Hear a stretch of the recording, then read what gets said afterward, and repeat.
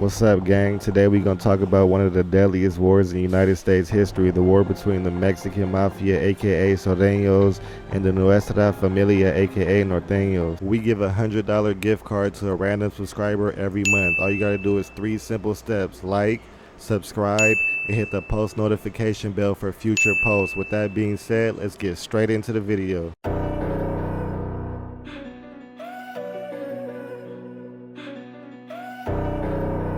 Okay, let's start in the very beginning. In the early 1900s, the Mexican Revolution forced a lot of Mexican Americans out of their home. They needed to find a place to settle down quick and fast. There was a lot of people who had their whole families traveling with them, and they needed to decide where to go. They would end up in the East LA area where they tried to blend in, but they had a target on their back because they took all the agricultural jobs. Because, they would work harder for a cheaper wage. Who wouldn't want cheaper employees? You know what I mean? And slowly but surely, other races started to form gangs around the city, and Mexicans became a target for attacks. So they had to come up with a solution fast. Truth be told, this was the beginning of Mexican gangs. Hispanic men and women started to stick together to protect themselves. They figured the larger the group, the better chances they had. As people often do, some of them would start getting in trouble and sentenced to time and stay prison. One of these individuals will be a man by the name of Luis Guero Bub Flores. He got sent to prison around 16 years old in 1957. He was sent to a place for the worst of the worst criminals, DVI, in Tracy, California, who many inmates call Gladiator School. This place was no joke. A person being stabbed to death here was just another walk in the park. That's when Guero came up with the idea of forming a prison gang so they could have each other's backs. Just like on the streets, the goal was to take over the black market system in the prison and start receiving a majority of the income. It didn't take Guero long to find 13 members that he can trust, and they quickly gained a deadly reputation and wouldn't hesitate to kill if need be. Guero always loved the way the mafia got down, and he still needed something to call his new gang. And he always studied La Costa Nostra and other Italian mafia, so he wanted to replicate them as much as he could. So he decided to call his new gang the Mexican Mafia, and they operated like the military. They would gain control of DVI and make a lot of money in the drug trade. Because they essentially took over the black market, everybody had to pay their taxes to the Mexican Mafia at that point. If not, there was deadly consequences, you know what I mean? The gang got so powerful and had so many members that gave law officials no choice but to start shipping the most dangerous inmates to different prisons. But that only made the gang bigger and have more reach. At this point, the leaders were in San Quentin prison and they wanted to switch it up a bit, so they started going by La M, M being Spanish for the letter M, which is also the 13th letter in the alphabet. To throw off law enforcement, they also started to learn the ancient Aztec language.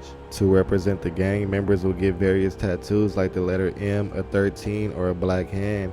They also used ancient Mayan numerals to write the letter 13. In addition to being militarized, the Mexican Mafia lived by a strict set of rules. If you want to pause the video, here they are. Members began to get parole and would start recruiting members on the streets, and they became known on the streets as Soreños, which basically means Southsiders who are loyal foot soldiers for La M.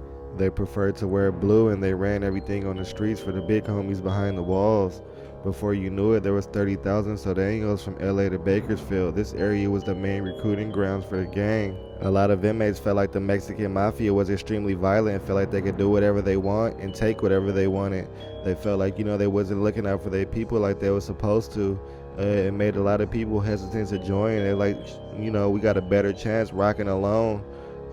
Let's put it this way, a lot of inmates did not like La M. In 1965, at Soledad Prison, the Mexican Mafia was getting out of hand and there was a lot of backdoor activity. It made a lot of Hispanic inmates not want to join, but they still had to protect themselves, and they also wanted a piece of that black market pie. So they decided to get themselves organized. At first, they called themselves La Familia, but because another gang called themselves that already, they changed the name to Nuestra Familia Mexicana, then shortened it to Nuestra Familia, or NF. Little John Valdez from Little Valley in East LA was the head of operations, and he had his best and most deadliest comrades by his side, just like Guero from La M. This included Freddy Gonzalez from San Diego, Sammy from New Mexico, Chalo from Bakersfield, and Guero Morgan from Clanton. They used the Huerga bird because most of their members at that point was farmers, so representing United Farm Workers, that was created by Cesar Chavez. The only way out of the gang was death. They had a military-like structure just like La M, and but only they lived by a different set of rules. Members were expected to live by rules in the code of conduct, the 14 bonds. If you want to check them out, go ahead and pause the video. Over time, as their numbers grew, a lot of NF members started getting transferred to San Quentin, where La M ran the yard. On February 4th, 1968, Mexican Mafia member Robert Salas would kill an NF affiliate, Sonny Pena. It made NF members real mad. They were just waiting on the right moment to strike back. September 14, 1968, at San Quentin Prison, Hector Mad Dog Padilla was a cellie with the MA member named Pieface. And one thing about Hector, he loved his shoes. On this day, Pieface decided to steal them and give them to a fellow MA member named Robert Salas, who already had a lot of bodies. Hector was looking for his shoes everywhere with his friend, and when he went to the yard, he seen Robert wearing them. A fight ensued, and Hector ended up fatally stabbed. That was the straw that broke the camel's back. NF members had enough of the abuse that was being dished out by the Mexican Mafia. The next day, they would make their name official and finally make a stand. On September 15, 1968, the NF, along with other disgruntled inmates, launched an attack on the Mexican Mafia, wounding 7 members and killing 1. Soon after, the remaining MA members got pushed off the yard and the NF reigned supreme. This officially solidified the war between the Mexican Mafia and Nuestra Familia, or should I say, Norteños and Sureños. Before long, the NF had thousands of foot soldiers in the pen and on the streets, and they would call themselves Norteños, which basically means Northern Hispanic. By this time, most of the Sureños were down south under Bakersfield, and Norteños were up north above Bakersfield. That was the dividing line.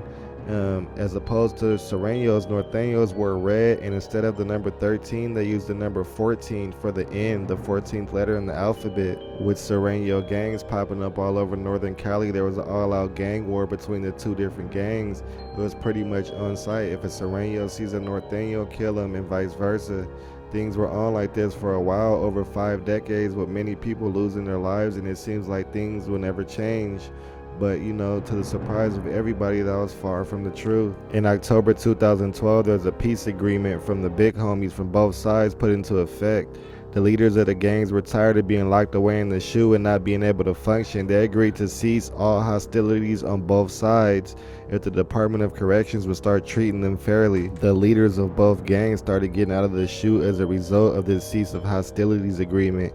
And for the first time in over 5 decades, the Mexican Mafia and the Nuestra Familia were programmed together.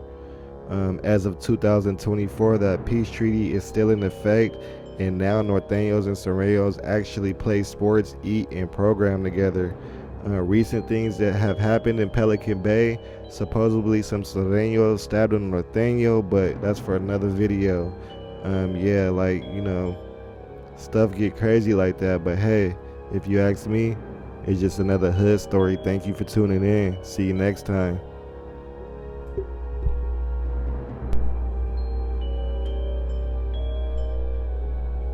We give a $100 gift card to a random subscriber every month. All you gotta do is 3 simple steps: like, subscribe, and hit the post notification bell for future posts.